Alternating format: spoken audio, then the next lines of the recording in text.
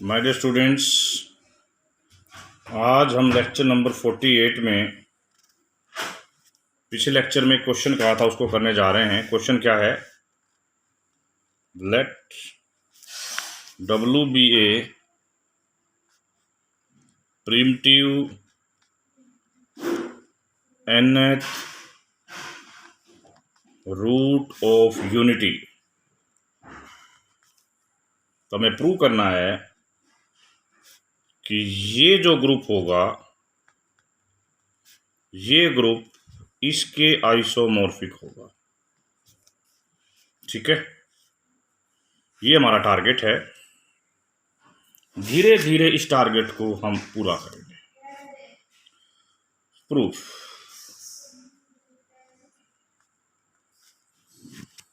यहां पर QW is an extension of Q है। ये एक्सटेंशन कैसी है? पहला क्वेश्चन, ये एक्सटेंशन कैसी है? ठीक है, यदि हम ध्यान से देखें तो ये W nth root of unity है। तो this W satisfies the equation x raised to the power n minus 1. Hence, इस एक्सटेंशन की degree less than equal to n होगी। सो ये एक्सटेंशन कैसी एक्सटेंशन हो गई? Is a finite extension of Q। ये Q की फाइनाइट एक्सटेंशन हो गई। नेक्स्ट पॉइंट, हर फाइनाइट एक्सटेंशन एल्जेब्रिक होती है। सो QW is an algebraic extension of Q। Next, यदि हम एक पोलिनोमियल ले ले, ये वाली, ये एक नॉन कांस्टेंट पोलिनोमियल है over the field of rational. ये एक नॉन कैसी पोलिनोमियल है? Non constant polynomial. इसके जो रूट होंगे वो omega square, omega cube, 1, omega की पावर n माइनस 1 तक होंगे। ठीक है, ये तो रैशनल है ही। ये ओमेगा यदि क्यू में नहीं है, यदि 2 होगा तो ये कॉम्प्लेक्स नंबर होगा, क्यू में बिलोंग नहीं करेगा। तो यदि मैं ये फील्ड ले लूं, ठीक है, ये फील्ड क्यों ले रहा हूं? वैसे तो इसकी स्प्लिटिंग फील्ड ये बनेगी।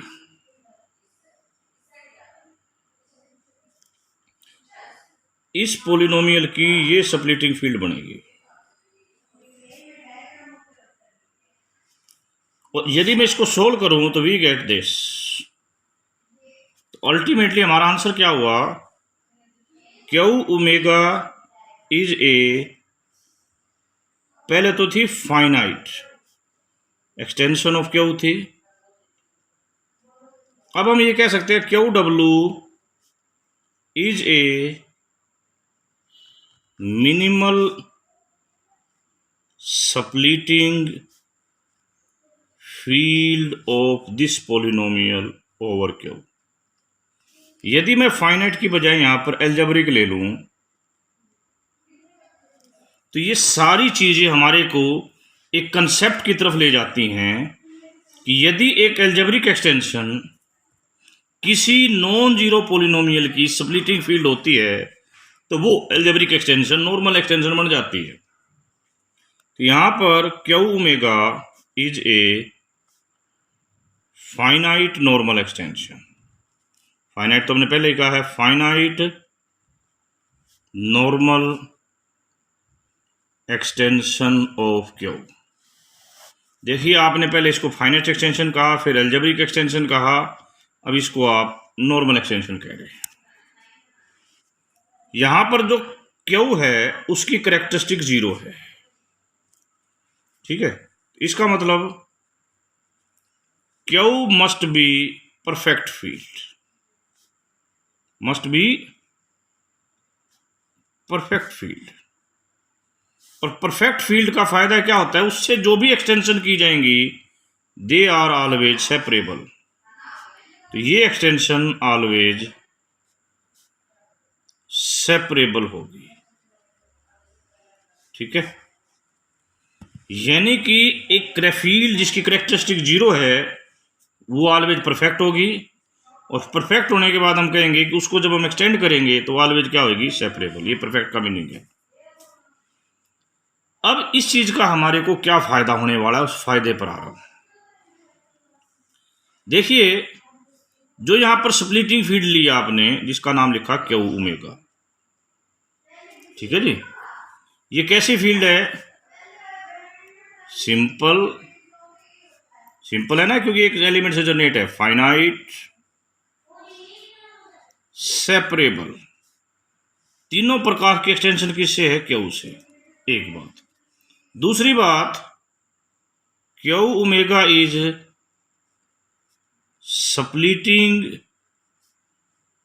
फील्ड ऑफ, किसकी स्प्लिटिंग फील्ड है जी, इसकी स्प्लिटिंग फील्ड थी।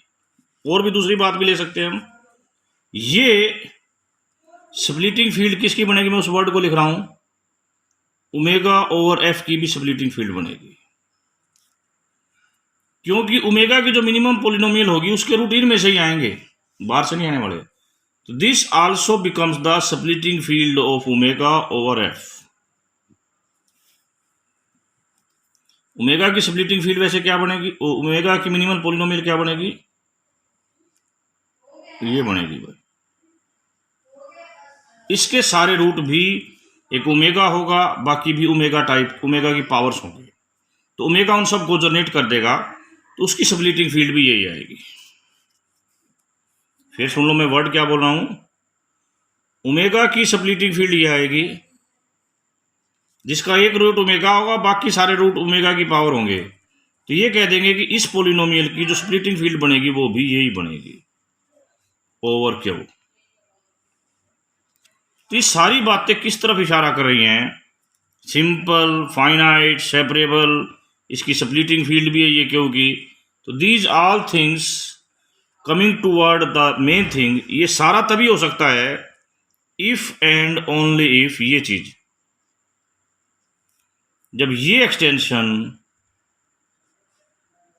गैलवा एक्सटेंशन हो, गैलियोज एक्सटेंशन हो।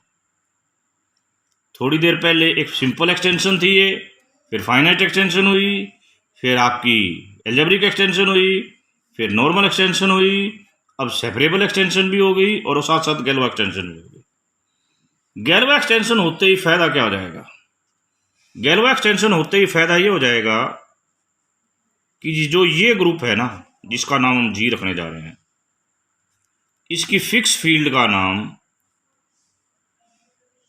क्यू होगा। Q is this fix field. अब आर्टिनियन थ्योरम क्या कहती है कि ऑर्डर ऑफ जी, अब इसके ऊपर आर्टिनियन थ्योरम लगा देंगे, वो इस एक्सटेंशन की डिग्री के इक्वल होगा। अब सवाल उठता है कि इस एक्सटेंशन की डिग्री कितनी है। इस एक्सटेंशन की डिग्री W की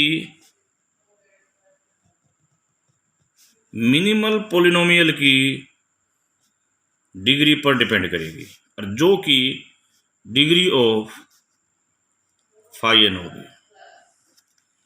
हमने जब फाई एन बनाया था तब आपको बताया था कि फाई एन बनाने का मतलब है W की वे पावर्स लेनी है जिसका ऑर्डर साइक्लिक ग्रुप में n हो, यानी कि WI वो लेने हैं सच दैट I और n का GCD 1 हो। ऐसे एलिमेंट की संख्या एलर फाई फंक्शन होती है। तो इस प्रकार ये डायमेंशन जो कि ऑर्डर ऑफ जी के बराबर है, किसके इक्वल आगे G, this denotes Euler's phi function of n। एक बात तो क्लियर हो गई, order of G Euler 5 function of n है, ऑर्डर ऑफ यूएन भी यही होता है। बट टारगेट है जी को और इसको आइसोमॉर्फिक प्रूव करना। ठीक है, इस आइसोमॉर्फिज्म से पहले हम कुछ और करना चाहते हैं। यदि मैं कोई एलिमेंट लेता हूं जी से, जी के अंदर जो एलिमेंट है they are automorphism from Q omega to Q omega, और जो क्यू के एलिमेंट को फिक्स करते हैं।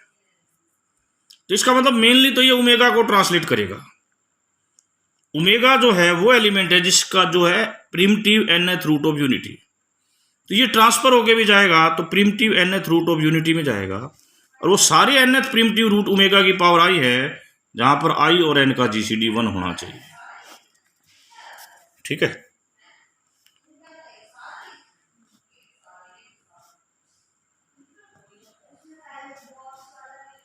ये मैपिंग हमने डिफाइन करी सच दैट यदि इधर से कोई ऑटोमॉर्फिज्म पुट की जाती है तो ऑटोमॉर्फिज्म आई में जाए। एक्चुअली व्हाट इज दिस आई?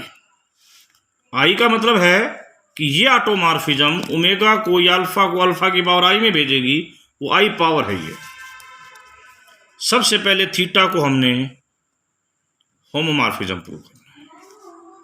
ये दो आपने ग्रुप के एलिमेंट ले लिए, पहले ग्रुप का एलिमेंट आई में भेजता है एंड दूसरे ग्रुप का एलिमेंट जे में भेजता है। इसका मतलब क्या है, यदि हम इसमें अल्फा पुट करते हैं तो ये अल्फा की पावर जे हो जाएगा। अब ऑटोमॉर्फिज्म का रूल लगाओ तो हम इस जे को बाहर निकाल सकते हैं। ये आ जाएगा अल्फा की पावर आई की पावर जे। यहां पर इन दोनों की प्रोडक्ट होनी है, तो इसे हमने जो भी ऑपरेशन है उसका नाम दे दिया। यदि थीटा ऑफ दिस ले लिया जाता तो ये क्या आएगा जी? सीधी सी बात है, बताया यहां जो एलिमेंट पुट किया उसकी कितनी पावर आई? ये पावर आई। ये क्या है? Theta of sigma o theta of eta. ये हो गया जी आपका होमोमॉर्फिज्म। नेक्स्ट पॉइंट है जी 1 1 किसी मैपिंग को 1 1 प्रूव करना है तो उसके कर्नल में एक एलिमेंट प्रूव कर दो। कर्नल का मतलब होता है कर्नल में वो सिग्मा आएंगे जो 1 इसकी वन यानी कि यूनिटी ऑफ इसकी यूनिटी में मैप करें। इसका मतलब यदि इसके साथ मैं अल्फा कर देता हूं तो अल्फा की 1 में जाएगा, चाहे अल्फा कुछ भी हो। यानी कि ये तो सभी एलिमेंट्स को फिक्स कर रहा है। इसका मतलब ये कुछ और नहीं, आइडेंटिटी ऑटोमॉर्फिज्म है। ये आइडेंटिटी ऑटोमॉर्फिज्म, इसका मतलब ये मैपिंग क्या होगी जी? 1 1। अब एक छोटी सी बात आपने यहां पढ़ी थी, इन दोनों ग्रुप्स का ऑर्डर सेम है। यदि इसके बीच में कोई भी मैपिंग 1 1 हो जाती है और ये दोनों की संख्या सेम है तो वो मैपिंग इसको ऑन टू भी बना देगी। तो इस प्रकार इस मैपिंग थीटा मैपिंग को आपने इसके और इसके बीच में 1 1 भी कर दिया, ऑन टू भी कर दिया, होमोमॉर्फिज्म भी कर दिया। इसका मतलब जी जो कि ये ग्रुप था ये इसके आइसोमॉर्फिक हो गया। और लास्ट क्लास में हम इसकी कुछ एप्लीकेशन पढ़ चुके हैं।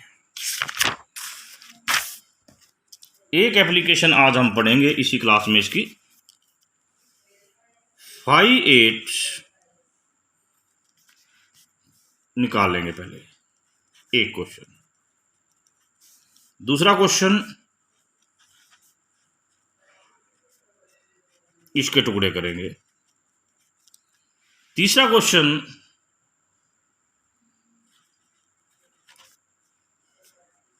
इसकी बात करनी है। ये किसके आइसोमॉर्फिक का? जब ओमेगा 6 2 पाई बाई 8 होता।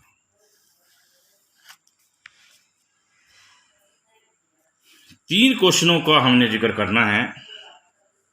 ठीक है, ये आप कर चुके हो, ये कर चुके हो, मैं इस पर आ रहा हूं। ठीक है बेटा, इस पर आ रहा हूं। यदि आप 8 लेते हो तो this is isomorphic to U8, जैसे कि थ्योरम ने पढ़ा था।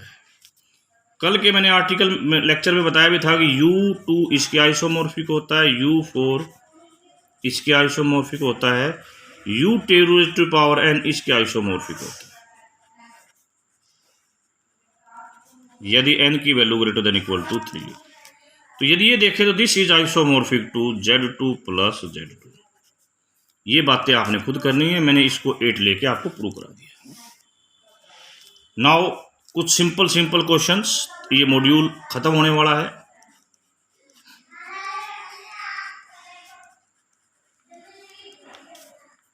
ये पॉलिनोमियल ऑलवेज इररिड्यूसिबल होती है over Q where p is a prime. यदि इसको कंबाइन करा जाए तो ये कंबाइन करके ऐसी बन जाती है। हम एक gx बनाना चाहते हैं, x के स्थान पर x प्लस 1 रख दिया, ऊपर वाली टर्म को बाइनोमियल से खोल दो और 1 इसमें भी 1 आएगा, इसमें 1 आएगा, काट देना और x से डिवाइड कर देना, तो हमारे पास नई टर्म ये बनेगी।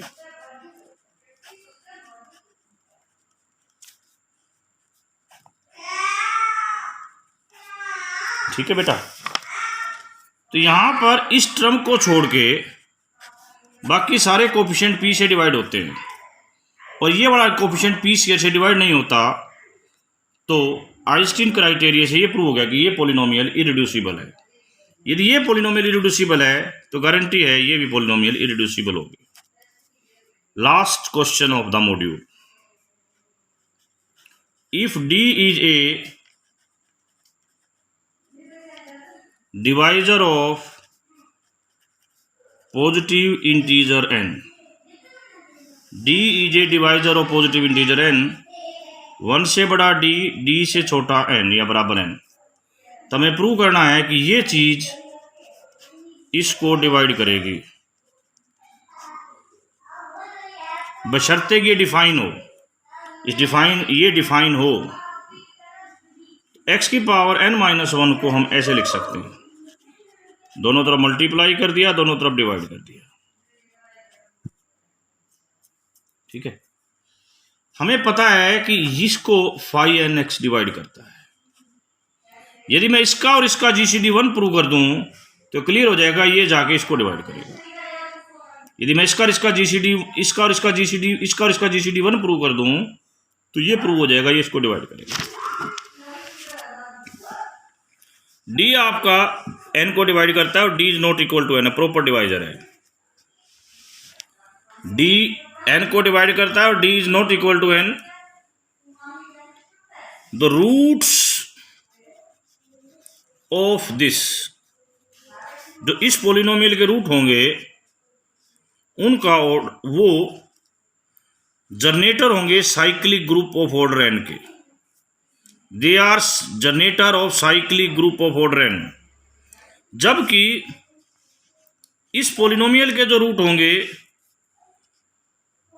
जो इस पॉलिनोमियल के रूट होंगे, ठीक है, वो d या d के ऑर्डर को डिवाइड करेंगे, इसके जो रूट होंगे। आपने कहा कि इस पॉलिनोमियल के जो रूट होंगे उनका ऑर्डर n होगा, इस पॉलिनोमियल के जो रूट होंगे वो d के उनका ऑर्डर d को डिवाइड करेगा। तो इसका मतलब इन दोनों में कोई भी कॉमन रूट नहीं हो सकता, कॉमन रूट नहीं हो सकता किसी एक्सटेंशन फील्ड में भी। तो इनका GCD कितना होगा? 1। GCD 1 आने का मतलब है कि ये इसको तो डिवाइड नहीं कर सकती, इनमें कोई भी कॉमन रूट नहीं है, GCD 1 है, तो इसका मतलब दिस डिवाइड्स दिस, और यही हमारा इस क्वेश्चन का एम था। क्लियर बेटा? इन्हीं शब्दों के साथ ये मॉड्यूल कंप्लीट हो गया। In next class we will come with the next module.